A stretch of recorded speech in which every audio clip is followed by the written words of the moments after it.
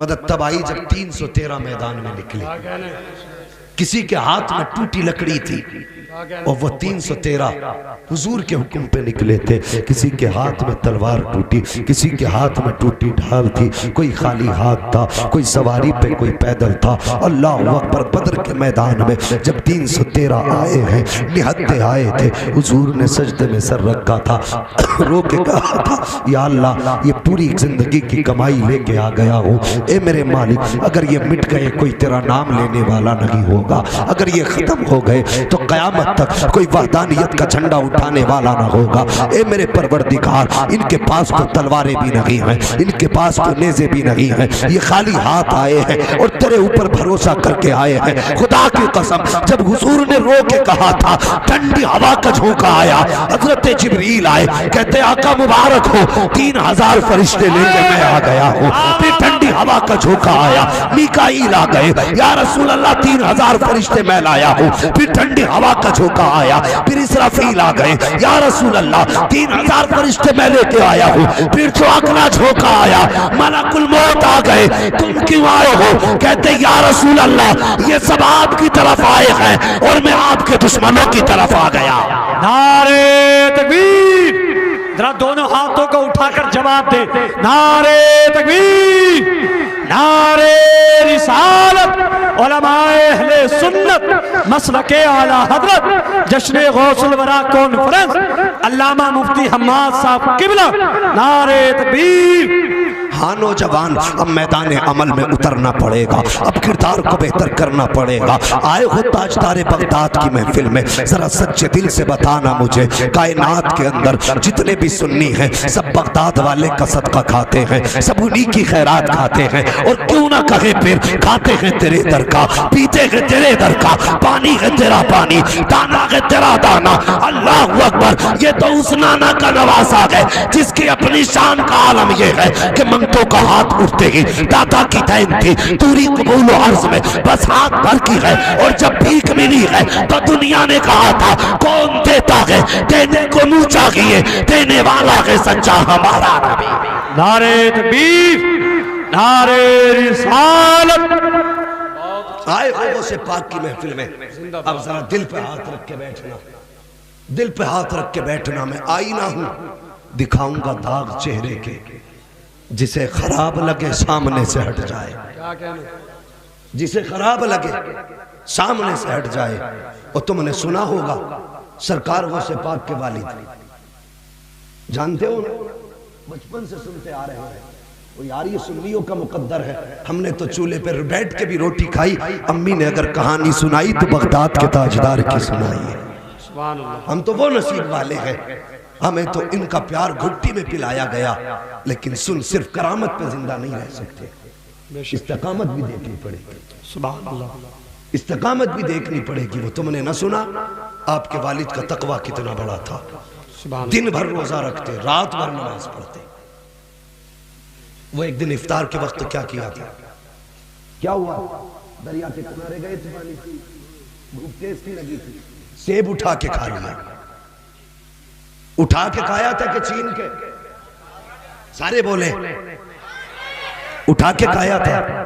کسی کا حق تو نہیں مارا، کسی کی چوری تو نہیں کی، پانی میں بہتا جا رہا تھا، اٹھا کے کھا لیا.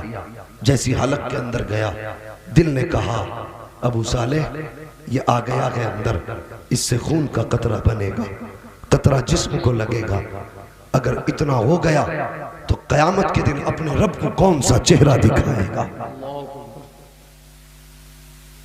اپنے رب کو کون سا چہرہ دکھائے گا؟ یہ ان کے تقوی تھے. چوری کر کے نہیں کھایا.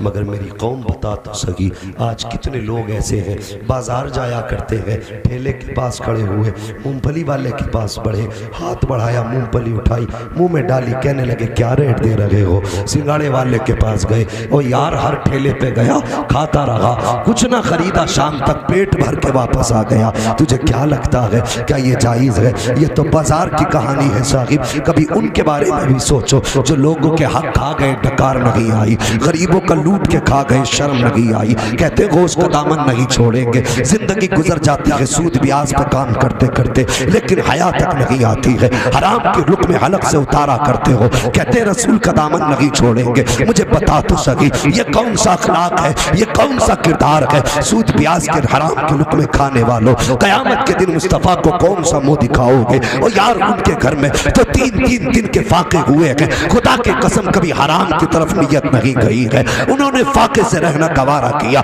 لیکن کسی کا حق کھانا گوارا نہ کیا۔ یہ غوث پاک کے والد ہیں، ایک سیب بنا اجازت کھا لیا ہے تو دل نے انکار کر دیا ہے کہ یہ تیری غذا نہیں تھی، مجھے بتا تو سکی اگر سود لے کے کسی سے چائز زیادہ لے گا تو اس غریب کے دل پہ کیا گزرے گی؟ یہ کسی کے مجبوری کا فائدہ نہیں تو کیا ہے؟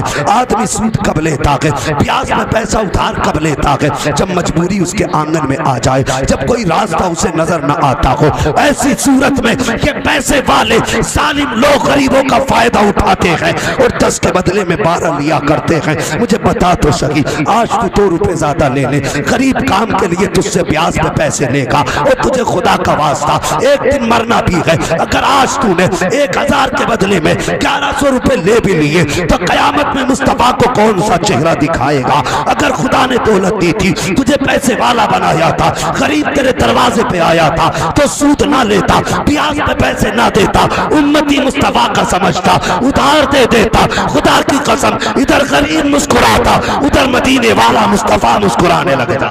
نعرہ تکبیر، نعرہ رسالت، علماء اہل سنت، جشن غوث الورا کانفرنس، نعرہ تکبیر۔ سب سے پہلا کام ہے حلال کے لقمے حرام الگ سے اتارو۔ یہ اولاد جو جوتے مار رہی ہے باپ کے کھڑے ہو کے، مولوی سے شکایت بعد میں کر، پہلے سوچ تو نے بیٹے کو لقمے حرام کے کھلائے تھے یا حلال کے؟ یہ کڑوا سچ ہے۔ آج جو بیٹے جوتے لے کے کھڑے نا، یہ ہماری پرورش کا نتیجہ ہے۔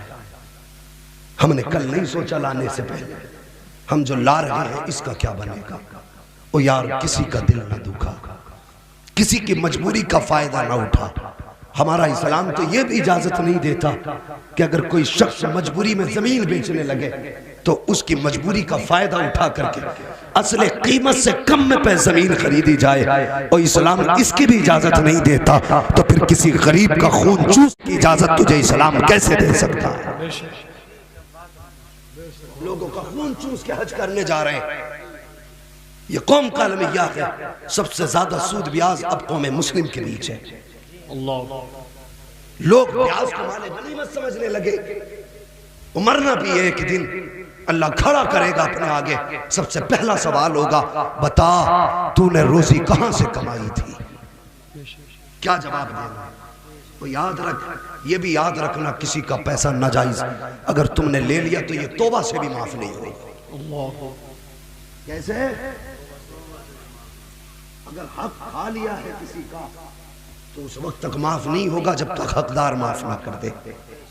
اور میری قوم کے جوان، تم اس سماج میں جی رہے ہو، خدا را فاقے سے مر جانا لیکن حلال لقمے کو ہونٹوں تک مت لانا، حلق تک مت لانا۔ اور میں اس قوم سے بات کر رہا ہوں اپنی، جو بازار جاتی ہے 2 ٹھیلے لگے ہوں، ایک کہتا 10 روپے کلو تو دوسرے کے پاس کان میں جا کے کہتا تو کیا روپے کلو دے گا؟ وہ بندہ کہتا کہ میں 9 روپے میں دے دوں گا، لے لے۔ کہتا نہیں ابھی اس سے پوچھوں جا کے، وہ تو ابھی 8 کو کہہ رہا تھا۔ ہم اتنے بڑے مطلب پرست ہو گئے، بازار میں کسی کی مجبوری کا فائدہ ہم اٹھاتے، پھر اس سے جا کے کہتا او یار وہ 8 میں دے رہا تو کتنے دے رہا؟ اسے اپنی مارکیٹ بنانی ہے۔ غریب کبھی کبھی اصل قیمت سے بھی کم میں دے دیتا ہے۔